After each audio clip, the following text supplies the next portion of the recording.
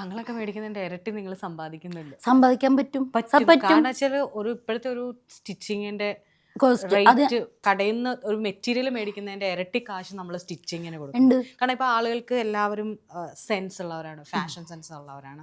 അപ്പൊ അവരതനുസരിച്ചാണ് ഇപ്പൊ സിമ്പിൾ ആയിട്ട് പറയാം. ഇപ്പൊ ചേച്ചി ഇട്ടേക്കുന്ന ചുരിദാർ, ഞാൻ ഇട്ടേക്കുന്നതൊക്കെ കൈയില്ലെങ്കിൽ ആ കൈയുടെ കാശ് കുറയ്ക്കുമെന്ന് ചോദിക്കും ഞങ്ങൾ. അതെ, ചോദിക്കും. മനസ്സിലായോ? കൈ നിങ്ങൾക്ക് പണിയുണ്ടല്ലോ, ആ കൈയുടെ കാശ് കുറയ്ക്കാമെന്ന് ചോദിക്കും. കാരണം അത്രയും കോസ്റ്റ് കൂടുതലാണ്. അതെ, തയ്യൽ മേഖല അത്ര ഒഴിച്ചു നല്ല പൈസയുള്ള മേഖല തന്നെയാണ്. പക്ഷെ ആ മേഖലയിലേക്കാണ് നമ്മളെ പോലെയുള്ളവരെ അടുപ്പിക്കാതെ നിൽക്കുന്നത് എന്ന് പറഞ്ഞൊരു വിഷയം വരുന്നത്. കാരണം നമുക്ക് ഇപ്പൊ ഒരു ലേഡീസ് കട്ട് ചെയ്യാന്ന് പറഞ്ഞാൽ ജെൻസിന് പണിക്ക് കിട്ടില്ല. ഇനിയിപ്പോൾ ഒരാളെ ഞാൻ വയ്ക്കാന്ന് വിചാരിച്ചു കഴിഞ്ഞാൽ ഇവിടെ കട്ട് ചെയ്യാൻ വരുന്നവര് ബ്ലൗസോ ചുരിദാറോ കട്ട് ചെയ്യുന്നവര് മറ്റുള്ളവർക്ക് കട്ട് ചെയ്യില്ല. ട്രഡീഷണൽ ചെയ്യുന്നവര് വെസ്റ്റേൺ ചെയ്യില്ല. ഇനി ജെൻസ് വർക്ക് എടുക്കുന്നവർ അയ്യോ ഞാൻ ഷർട്ടും പാൻറ്റും മാത്രമേ ചെയ്യുള്ളൂ. ഞാൻ തന്നെ ജോലിക്ക് ആളെ വിളിക്കുമ്പോൾ ഉണ്ടാകുന്ന ഒരു അവസ്ഥ. എനിക്കിപ്പോൾ ഈ ഓരോ ഐറ്റം ചെയ്യാനായിട്ട് 4 പേരെ വർക്കിന് വയ്ക്കാൻ പറ്റും. അപ്പോഴാണ് നമ്മൾ തന്നെ പണി പഠിക്കുന്നത്. ചേച്ചി, എനിക്ക് അറിയാൻ മേലാത്തതുകൊണ്ട് ചോദിക്കുകയാണ്, ഇതെന്താ നിങ്ങളുടെ തൊഴിൽ മേഖലയിൽ, അതായത് ഈ പറഞ്ഞ സ്റ്റിച്ചിങ് മേഖലയിൽ കട്ട് ചെയ്യുന്നതിന് ഒരാൾ, സ്റ്റിച്ച് ചെയ്യുന്നതിന് ഒരാൾ, അങ്ങനെയൊക്കെയാണോ? അങ്ങനെ ഞാനിപ്പോൾ എല്ലാം ഞാൻ തന്നെയാണ് ചെയ്യുന്നത്. അതായത് ഇപ്പൊ ചേച്ചി തന്നെ പറഞ്ഞിട്ടുണ്ട്, അതിൽ ആ കുറിപ്പിൽ എഴുതിയിട്ടുണ്ട് ആണുങ്ങൾ കട്ട് ചെയ്യുന്നതാണ് ആളുകൾക്ക് ഇഷ്ടം. അല്ല, ആണുങ്ങൾ കട്ട് ചെയ്യുന്നില്ല. സ്ത്രീകൾ കട്ട് ചെയ്ത് കൊടുക്കുമ്പോൾ സ്റ്റിച്ച് ചെയ്യാനിരിക്കാൻ ആണുങ്ങൾക്ക് ഇഷ്ടമല്ല, അവർക്ക് മടി. പക്ഷെ അവര് കട്ട് ചെയ്തിരിക്കുകയാണെങ്കിൽ നമുക്ക് പണി തരുന്നതിന് അവർക്ക് കുഴപ്പമില്ല. ഞാനിപ്പോൾ ഒരു സ്ഥാപനത്തിൽ ചെന്ന് കഴിഞ്ഞാൽ അവിടെ കട്ടിങ് മാസ്റ്റർ എന്നേ പറയുള്ളൂ. കട്ടിങ് മാസ്റ്ററിൻ്റെ അപ്പുറത്തേക്ക് ഇല്ല. അവിടെ ആരാ കട്ടിങ് മാസ്റ്റർ? ഞങ്ങൾക്ക് കട്ടിങ് മാസ്റ്റർ വേണ്ട. അപ്പം നമ്മൾ തൊഴിൽ തേടുമ്പോഴും ഇങ്ങനെ തന്നെ. ഞാനും ഇവിടെ തന്നെ വലിയൊരു ബൊട്ടിക്ക് എന്നല്ല, ഒരു വലിയ സ്ഥാപനം തന്നെയാണ് പാലാരിവട്ടം ആ ഭാഗത്ത്. വലിയൊരു സ്ഥാപനം ഓപ്പണിങ്ങിന് മുമ്പ് എൻ്റെ ഫേസ്ബുക്കിൽ എൻ്റെ ഡിസൈൻ, എൻ്റെ വർക്കുകൾ കണ്ടിട്ട്, ഇപ്പോൾ എന്നെ കണ്ട പോലെ തന്നെ ഫേസ്ബുക്കിൽ കണ്ടിരുന്നു. അതുപോലെ കണ്ടിട്ടൊരു ബ്രാൻഡ് തന്നെ എന്നെ വിളിച്ചു.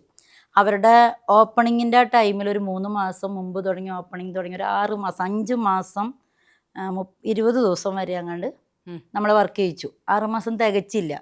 അത് കഴിയുമ്പോൾ അവിടെ പുതിയ ആൾക്കാർ ജെൻസ് വരും. അവിടെ പിന്നെ പ്രൊഡക്ഷൻ യൂണിറ്റ് ആയി കഴിഞ്ഞാൽ ആദ്യം ഡിസൈനിങ് ആയിരുന്നു, പിന്നെ പുറത്ത് കൊടുത്ത് ചെയ്യിച്ചു. പിന്നെ അത് സ്വന്തമായിട്ട് ഡിസൈനിങ് സ്റ്റിച്ചിങ് ആയി കഴിഞ്ഞ് വന്നപ്പോൾ നമ്മൾ ലേഡീസ് കട്ട് ചെയ്യുമ്പോൾ അവിടെ വരുന്ന ജെൻസ് തൊഴിലാളികൾക്ക് പറ്റും. അതുകൊണ്ട് മലയാളികൾക്കുള്ളൂ, അന്യ സംസ്ഥാനക്കാർക്ക് കുഴപ്പമില്ല. അവർക്ക് പിന്നെ അവരിൽ തന്നെയുണ്ട് കട്ടിങ് സ്റ്റിച്ചിങ്. അവർ ഗ്രൂപ്പായിട്ട് വന്ന് ഗ്രൂപ്പായിട്ട് എടുക്കാം. നമ്മൾ കട്ട് ചെയ്യുമ്പോൾ അവർക്ക് മനസ്സിലാവാത്ത കുറേ വിഷയമുണ്ട്, ഭാഷയുടെ പ്രശ്നമൊക്കെ ആയിട്ട്. പക്ഷെ ഇവിടെ മലയാളികളാണെങ്കിൽ തന്നെ ലേഡിയാണോ കട്ട് ചെയ്യുന്നത്?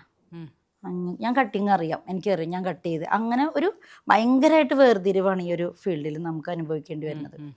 ഇപ്പോൾ വർക്കിന് വിളിച്ചിട്ട് ഷർട്ട് പാൻറ്റ് തയ്ക്കുന്നവർ ലേഡീസ് വർക്ക് ചെയ്യില്ല, ലേഡീസ് വർക്ക് ചെയ്യുന്നവർ ജെൻസ് വർക്ക് ചെയ്യില്ല. ഇനി അഥവാ അതിനൊരു ഓൾട്രേഷൻ വന്ന് ഇട്ട് നോക്കിയിട്ടൊരു ഓൾട്രേഷൻ വന്നു കഴിഞ്ഞാൽ ആ ഓൾട്രേഷൻ അവർ ചെയ്യില്ല. അപ്പോൾ ഇവിടെ ലേഡി ടൈലർ ഉണ്ടെങ്കിൽ അവർ ചെയ്തത് തന്നെയാണെങ്കിൽ പോലും ഇവർ ചെയ്യില്ല. അപ്പോൾ ബൊട്ടിക്കുകളിലെല്ലായിടത്തും ഇപ്പോൾ എൻ്റെ സൗഹൃദങ്ങൾ ഒരുപാട് ബൊട്ടിക്കുകളുണ്ട്. അവരിതുപോലെ ആളില്ലാതാവുമ്പോൾ നമ്മളെ വിളിക്കും. ഒരു 10 പീസ് ഒരു 5 പീസ് ചെയ്തു തരും. ഇവിടെ ആളില്ല, അവർക്ക് നാട്ടിൽ പോയി കഴിഞ്ഞ് തിരിച്ചു വരാതാവുമ്പോഴൊക്കെ ഇവിടെ അവരെ മൊത്തം സ്ഥാപനം അങ്ങ് ജാമായി പോവും ആളില്ലാതാവുമ്പോൾ. അപ്പം 1000 റെൻറ്റ് കൊടുക്കണം, ഇത്ര പേയ്മെൻറ്റ് ആൾക്കാർക്ക് കൊടുക്കും. അപ്പോൾ കട്ടിങ്ങിൻ്റെ ഒരാളവിടെ മുടങ്ങിക്കഴിഞ്ഞാൽ സ്ഥാപനം മൊത്തം വീഴും. അപ്പോൾ ഇവിടെ പഠിച്ച് എന്താ പറയുക, ഫാഷൻ ഡിസൈനിങ് പഠിച്ച് അത്യാവശ്യം അറിയാമെന്നുള്ള രീതിയിലാണ് പോയിട്ട് ലക്ഷങ്ങൾ ലോൺ എടുത്തിട്ട് ബൊട്ടിക്ക് സ്റ്റാർട്ട് ചെയ്യാം. ഈ ബൊട്ടിക്ക് സ്റ്റാർട്ട് ചെയ്യുന്ന ഒരുവിധം ലേഡികൾക്കും ലേഡീസിനെല്ലാം പറ്റുന്നതെന്ന് വെച്ചാൽ പിന്നെ അവർക്ക് കട്ടിങ് അറിയില്ല. ഇവിടെ ആരെങ്കിലും ഒരാൾ കാല് മാറിക്കഴിഞ്ഞാൽ സ്ഥാപനം മൊത്തം വീണ് പോകുന്നു. ഞാൻ കുറച്ച് ബൊട്ടിക്കുന്ന കേരള അങ്ങനെയൊക്കെ ഗ്രൂപ്പുകളുണ്ട്. അപ്പോൾ ഗ്രൂപ്പുകൾ എല്ലാ ദിവസവും അതിൽ കാണുന്നത് എന്താണെന്ന് വെച്ചിട്ടുണ്ടെങ്കിൽ ഒന്നുകിൽ ഹിന്ദിക്കാർ പറ്റിച്ചു പോയി, അവർ കുറച്ച് ദിവസം അവർ പോകുമ്പോൾ കൂട്ടത്തോടെ പോകും. അവർ അവധി ദിവസം പുറത്തിറങ്ങി അങ്ങനെ നടന്ന് ഓരോ സ്ഥാപനത്തിലും റേറ്റ് കാര്യങ്ങൾ അല്ലെങ്കിൽ അവരുടെ ഗ്യാങ്ങിൽ പെട്ടവരെവിടെയുള്ളതെന്ന് നോക്കിയിട്ട് അങ്ങനെ നിന്നിട്ട് അവസാനം അവരിവിടുന്ന് പതുക്കെ ഗ്യാങ്ങായിട്ട് ഒരു ദിവസം ഒന്നും മിണ്ടാതെ അവർ. അപ്പോൾ ഇവർക്ക് ഇവിടെ ഈ സ്ഥാപനം പോയി. ഈ സ്ഥാപനങ്ങൾ മുഴുവൻ ഇങ്ങനെ സ്റ്റക്കായി നിൽക്കുന്നത് കൊണ്ട് അവർക്ക് ബാധ്യത എടുത്തിട്ടാണ് ഇവർ ഇത്രയും ചെയ്യുന്നത്. പക്ഷെ ഈ തൊഴിലിന് കൂലി കൊടുക്കേണ്ട അത്രയും കൂലി കൂടുതൽ വരുന്നത് എന്തുകൊണ്ടാണ്? അന്യ സംസ്ഥാനക്കാർ വരുമ്പോൾ അവർക്ക് വീട് കൊടുക്കണം, താമസത്തിനുള്ള എല്ലാ കാര്യങ്ങളും, ഗ്യാസ് വരെ എടുത്തു കൊടുക്കണം. അതെല്ലാം കഴിഞ്ഞ് അവരെ സെറ്റിലാക്കുമ്പോൾ അവരുടെ ആൾക്കാരെ മാത്രമേ പിന്നെ ഇൻവോൾവ് ആക്കിക്കുള്ളൂ. നമ്മളെപ്പോലെയുള്ളവരവിടെ ഹാൻഡ് വർക്കിന്, ഓൾട്രേഷൻ വർക്കിന്, ചുരിദാറിൻ്റെ പാൻറ് അടിക്കാൻ. നമ്മളിപ്പോൾ എത്ര വർക്ക് പറയുന്നപ്പോൾ ഞാൻ ഇത്രയും വർക്ക് ചെയ്യുന്ന ഞാനാണെങ്കിൽ അവിടെ ചെന്ന് കഴിഞ്ഞാലും അവൻ്റെ അപ്പുറത്തേക്ക് കടന്നിട്ട് നമ്മളെ കൊണ്ട് ചെയ്യിക്കില്ല. ചെയ്യിക്കുന്നു. അപ്പം എന്താ ഇവിടെ നമ്മുടെ നാട്ടിലെ തന്നെ ശരിക്കും സ്വയം തൊഴിലാണ് തയ്യൽ എന്ന് പറഞ്ഞാലും അത് ചെയ്ത് പഠിച്ചു വരുന്നവർക്ക് ആ തൊഴിലെടുക്കാനുള്ളൊരു സ്പേസിൽ പറ്റുന്നില്ല. അത് ഒരു വലിയ ഇപ്പം എൻ്റെ ഷോപ്പിൽ നിൽക്കുന്ന ഒരു കണ്ണൂരിൽ നിന്ന് വന്ന കുട്ടിയാണ്. അപ്പോൾ ഈ ആലപ്പുഴയിൽ നിന്നൊരു കുട്ടിയുണ്ട്, ആലപ്പുഴ അരൂര് ചേർത്തല ഭാഗത്തുനിന്ന്. ഈ 2 കുട്ടികൾ ഇപ്പോൾ ഇവിടെ വരുന്നുണ്ട്. അപ്പോൾ അവരെ ഞാൻ നോക്കുമ്പോൾ അവർ ഇതേപോലെ എൻ്റെ ഒപ്പം നിന്ന് എന്നോടൊപ്പം പഠിച്ച് ചെയ്യാൻ പ്രാപ്തി. അപ്പോൾ അവരോട് ചോദിച്ചു, നിങ്ങളെന്താ ഡിസൈനിങ് പഠിച്ചിട്ട്? ഞങ്ങൾക്ക് അവിടെ ഇത്ര പഠിപ്പിച്ചിട്ടുള്ളൂ, അതിൻ്റെ അപ്പുറത്തേക്ക് അവിടെ പഠിപ്പിച്ചിട്ടില്ല. അപ്പോൾ ഇൻസ്റ്റിറ്റ്യൂട്ടിന് ലൈസൻസ് കാര്യങ്ങളെല്ലാം കൊടുത്തു വരുമ്പോൾ അവിടെ നിന്ന് ഇറങ്ങുന്ന കുട്ടികൾക്ക് എത്രത്തോളം അവർ ഇതിൽ പ്രാപ്തരാണ്, ലക്ഷങ്ങൾ മുടക്കുന്നുണ്ട്.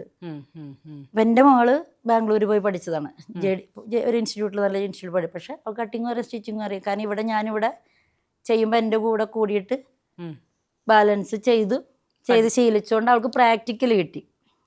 ഇന്ന് ഞങ്ങൾ ടീമായിട്ട് വർക്ക് ചെയ്യുന്നത് അതുകൊണ്ടാണ്. പക്ഷെ അതേപോലെ ലക്ഷങ്ങൾ മുടക്കി എല്ലാ കുട്ടികൾക്കും വീട്ടിൽ പ്രാക്ടിക്കൽ കൊടുക്കാൻ ആൾ വേണ്ടേ? അതില്ല. ചേച്ചി ഇപ്പൊ പറഞ്ഞ പല സ്ഥലത്തൊന്നും ജോലിയിൽ ഭയങ്കര അപമാനിതയായിട്ട് ഇറങ്ങി പോന്നിട്ടുണ്ട്. ഇപ്പൊ ഈ പറഞ്ഞ ഇതേ തൊഴില് വേരിയേഷൻ, അതായത് പുരുഷൻ ചെയ്താലേ തൃപ്തിയാവുള്ളൂ. ഒരു സ്ഥലത്തുനിന്ന് ഇറങ്ങി പോയിട്ട് സ്വന്തമായിട്ട് ബൊട്ടീക്ക് അല്ലെങ്കിൽ തയ്യൽ തുടങ്ങി. അതിവിടെ MG റോഡിൽ തുടങ്ങിയത്.